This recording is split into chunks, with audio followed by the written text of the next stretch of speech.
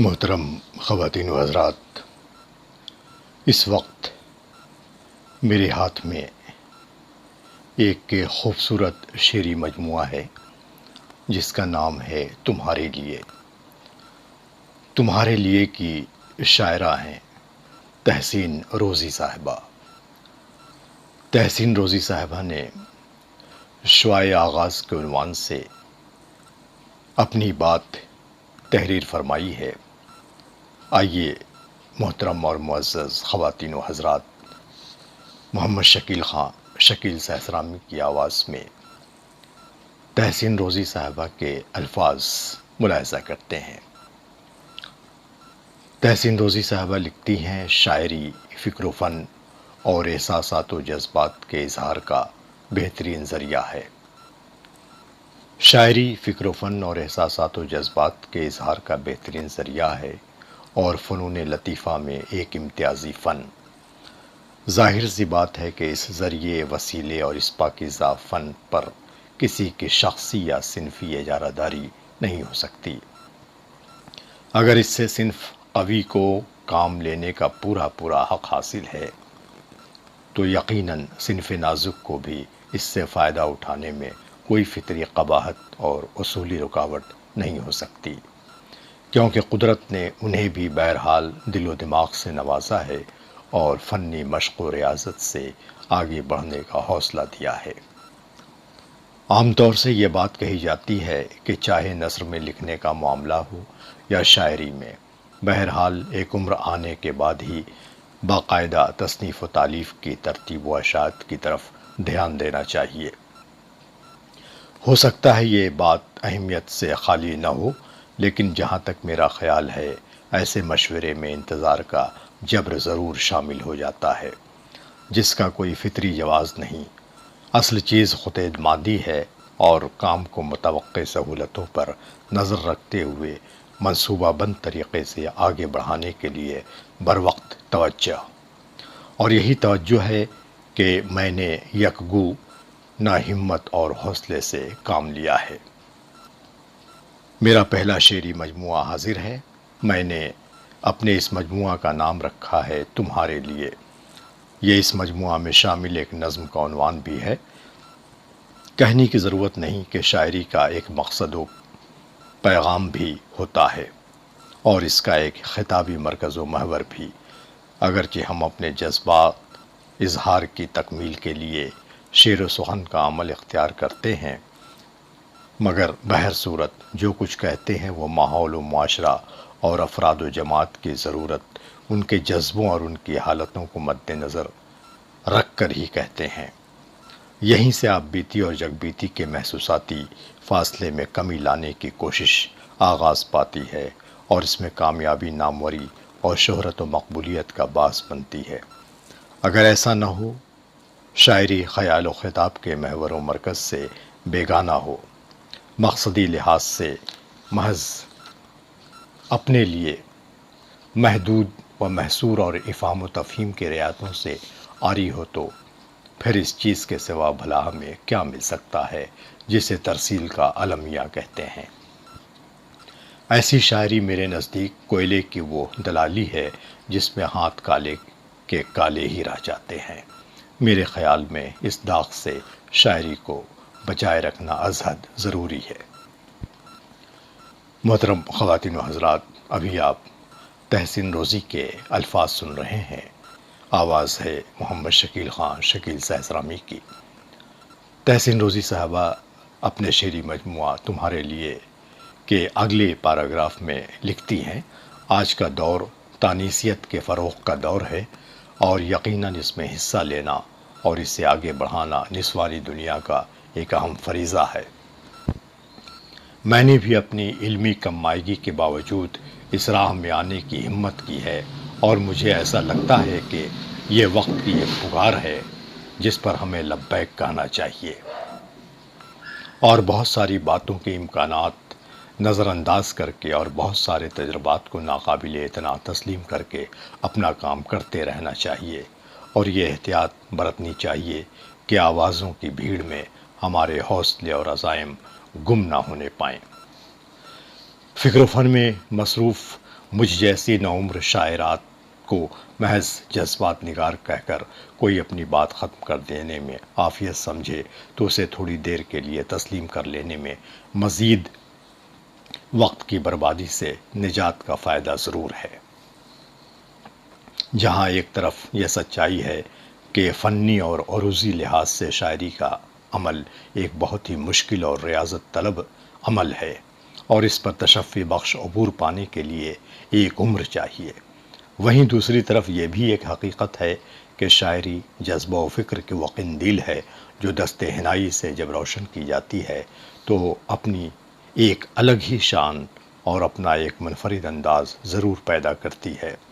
اس قندیل کو عروضی آرائشوں سے سجائے رکھنے اور سجاتے چلے جانے کی اہمیت اپنی جگہ، لیکن اسے شدید احساسات و جذبات کے تقاضوں کے تحت جلائے رکھنے کی اہمیت بہرحال اس سے کہیں زیادہ ہے، اور وہ اپنی اساسی نوعیت رکھتی ہے، کیونکہ اصل خون جگر تو اسی عمل میں صرف ہوتا ہے، اور یہی وہ عمل ہے جو حقیقی حوصلے مانگتا ہے۔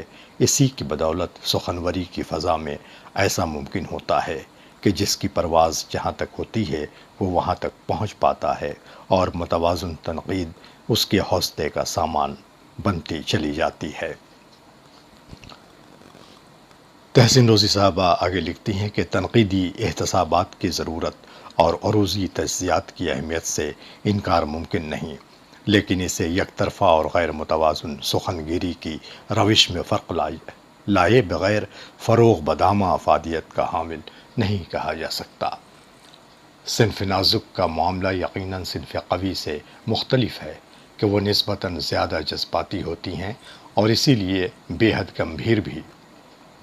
ایک طرف ان کے خیالات کی بے پناہ نزاکت اور کوملتا ہوتی ہے، اور دوسری طرف ان کی فطری نسوانی جھجک اور حیاداری بھی، جو انہیں مردوں کی طرح کھل کر اظہار خیال کی نہ تو اجازت دیتی ہے اور نہ ہی اس کی قبولیت و پسندیدگی کے لیے انہیں کھلی معاشرتی فضا مل پاتی ہے۔ یہ اور بات ہے کہ خاردار وادیوں میں بھی ہمت و حوصلے راہیں کشادہ کرتے ہیں۔ میں نے اپنے اس مجموعہ میں برائے نام حد تک صحیح مگر اپنے حوصلوں کو تازہ رکھنے کی صحیح کی ہے، تاکہ مشرقی دوشیزہ کے جذبات و خیالات اور مشرقی خواتین کے مسائل و معاملات کی ترجمانی ہو سکے۔ معزز خواتین و حضرات، ابھی آپ محمد شکیل خان شکیل سہسرامی کی آواز میں تحسین روزی کے الفاظ سن رہے ہیں۔ تحسین صاحبہ آگے لکھتی ہیں، اگر یہ میری کاوش کسی جرأت اظہار اور بے باکی سے کام لینے کے مترادف محسوس کی جائے تو اس سے مجھے رسمی انکار نہیں۔ میں محبوب سخن کو کلچر کی آنکھوں سے دیکھتی ہوں۔ ظاہر ہے قدرت نے ہمیں بھی ان راہوں کا مسافر بنایا ہے جنہیں پیار، اقرار، اظہار، انتظار، وصل و قرار اور ہجر و فراق کی منزلوں کا سامنا کیے بغیر طے نہیں کیا جا سکتا۔ دنیا جانتی ہے کہ مرد ہو یا عورت، جب اس کا قلم دکھ بھرے احساسات کو لفظوں کا خوبصورت لباس عطا کرنے پر آمادہ ہوتا ہے تو اس کے تجربات و مشاہدات اسے ایک خاص باطنی و تاثراتی وزن و وقار سے ضرور ہمکنار کر دیتے ہیں۔ اگر خواتین کے لیے شاعری شجر ممنوعہ نہیں تو یقیناً اس کے پھل کی قدر و قیمت کے بارے میں بھی یک رخ فیصلے سے احتراز ہونا چاہیے، اور تہذیب کے دائرے میں مشرقی قدروں کی صیانت کے ساتھ شاعرات کو اصولی فطری آزادی ملنی چاہیے، ورنہ بصورت دیگر تانیثیت کی قدردانی کے غلغلے محض شورب محابہ سے زیادہ اور کیا رہ جائیں گے۔ میں کوئی کہنا مشق شاعرہ نہیں ہوں۔ آج سے کوئی 15-17 برس قبل مظفر پور سے نکلنے والے رسالہ صدف میں میری پہلی تخلیق شائع ہوئی تھی۔ اس کے بعد خوشبو میں اب یہ دونوں رسالے بند ہو چکے ہیں۔ اس کے بعد چھپنے کا سلسلہ شروع ہو گیا، لیکن چند برسوں بعد میں پرویز انجم سے رشتہ ازدواج سے منسلک ہو گئی۔ شادی کے بعد شائع ہونے کا سلسلہ تقریباً رک سا گیا، مگر لکھنے کا سلسلہ جاری رہا۔ میری شاعری میں جدت کیا ہے مجھے یہ بھی نہیں معلوم، بس اتنا جانتی ہوں کہ تخلیق کے وقت ایک اضطراب کی کیفیت طاری رہتی ہے اور محسوسات کے پیچ و خم میں میرا وجود قید ہوتا ہے۔ ہماری مشرقی تہذیب یہ ہے کہ یہاں بچپن سے ہی یہ بات لڑکیوں کو سمجھا دی جاتی ہے کہ شوہر عورت کا مجازی خدا ہے۔ میری شاعری اسی محور کے گرد گھومتی ہے۔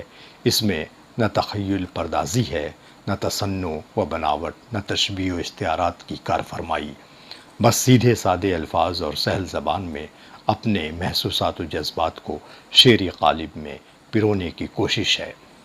میں نے بارہا محسوس کیا ہے کہ ناقدری کے باوجود بھی شاعر شعر کہتے ہیں یا ان کی مجبوری ہوتی ہے، ایک فطری طاقت ہے جو اس سے شاعری کرواتی ہے۔ میں شعر و سخن کی تخلیق میں آمد اور آورد دونوں کو تسلیم کرتی ہوں۔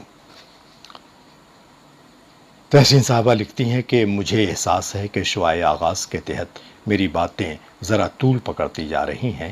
ان باتوں کا مقصد بقلم خیش اس مجموعے کی براہ راست کوئی مدلل مداحی نہیں، بلکہ عصری ادبی تناظر میں یہ محض چند نکات ہیں جو بروقت نوک قلم پر آ گئے ہیں۔ مطالعہ کی سہولت کے لیے میں نے اس مجموعہ کو چند ذیلی عنوانات میں تقسیم کر دیا ہے۔ وہ نظمیں جو موضوعی لحاظ سے حمد و نعت ہیں انہیں ایک ساتھ رکھا گیا ہے اور ان کے پہلے مصرع کو عنوان کی جگہ دی گئی ہے۔ یہی طریقہ ان نظموں کے لیے بھی اپنایا گیا ہے جو موضوع اعتبار سے دعا و مناجات کا درجہ رکھتی ہیں۔ بعد ازیں منظومات کے تحت کچھ تخلیقات ہیں جن میں سے بعض چیزیں وہ ہیں جو بچوں کے شعری ادب میں حصہ داری کے جذبے سے نظم ہوئی ہیں۔ اس حصہ میں گیت اور قومی گیت بھی ہے۔ نظموں کا موضوع تنوع بہرحال ان کی فہرست عناوین سے ظاہر ہے۔ یہ نظمیں صرف اظہار و جذبات تک ہی محدود نہیں بلکہ ان میں اخلاقی، تربیتی، اصلاحی اور عصری مسائل و معاملات سے بھی واسطہ رکھا گیا ہے، اور راقمہ نے کوشش کی ہے کہ نظم کی اٹھان، اس کا بیان، اس کا کلائمیکس فنی تقاضے و تاثیر سے یکسر بے بہرا نہ رہے۔ ظاہر ہے کہ مجموعہ کا غالب حصہ غزلیات پر مشتمل ہے اور ان میں نے جذبات کے اظہار کو افکار کے اظہار پر نسبتاً زیادہ ترجیح دی ہے کہ یہی اس صنف کا مول ہے جو اس کی شاعری کو انمول بناتا ہے، اور اسے ایک خاتون کا ذہن و دل ہی جان سکتا ہے کہ وہ اظہار کی صورت پانے کے بعد کس طرح جذبوں کی تسکین کے تحفے دے جاتا ہے۔ میں اس بات سے بخوبی واقف ہوں کہ ابھی فکر و فن کی بہت ساری منزلیں ہیں جو مجھے اپنی طرف آنے کے لیے آواز دے رہی ہیں اور میرے حوصلے انہیں جواب دینے کی ہمت نہیں پا رہے ہیں، لیکن اس کے باوجود میں نے ایک جسارت نما کاوش ضرور کی ہے۔ اب جب کہ یہ مجموعہ شائع ہو کر منظر عام پر آ رہا ہے، مجھے میرے شفیق استاد مولوی عبدالکریم مرحوم بہت یاد آ رہے ہیں، جنہوں نے مجھے پڑھنا لکھنا سکھایا، میری تربیت کی اور ہر طرح مجھے نکھارنے اور سنوارنے کی کوشش کی۔ آج اگر وہ حیات ہوتے تو بے انتہا خوش ہوتے اور مجھے بہت دعائیں دیتے۔ اللہ انہیں جوار رحمت میں رکھے، آمین۔ معروف افسانہ نگار اور شاعر نسیم مظفر پوری صاحب کا میں بے حد ممنون ہوں کہ انہوں نے خرابی صحت کے باوجود مسودہ پر نظر ثانی کی، ضروری اصلاح فرمائی اور مفید مشوروں سے نوازا۔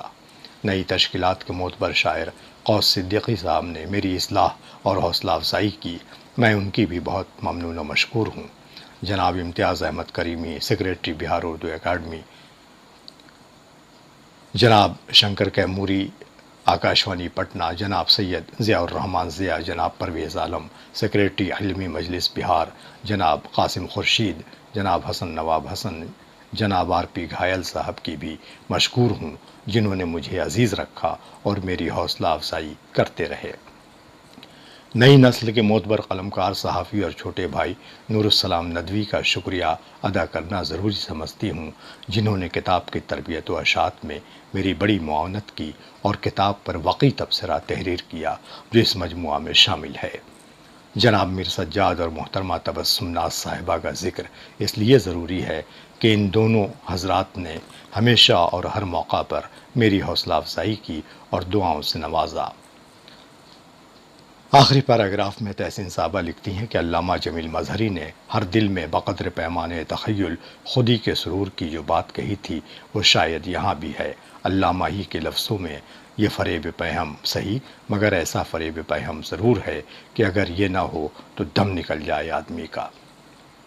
اسی فریب پہم نے مجھے زندگی، امید اور حوصلے دیے ہیں، اور یقین سے بھرپور کیفیت کے ساتھ میں اس فیصلے کی منتظر ہوں جو میرے حوصلوں کو مہمیز کرنے میں یقیناً معاون اور مددگار ہوگا۔